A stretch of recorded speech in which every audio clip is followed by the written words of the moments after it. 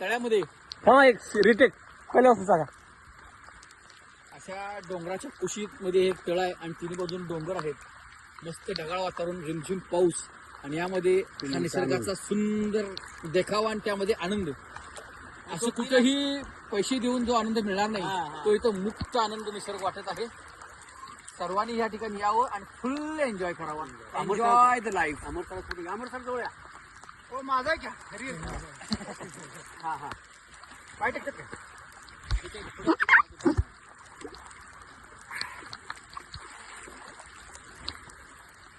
Group एक गेला बरं का. गेला काय? गेलं काय?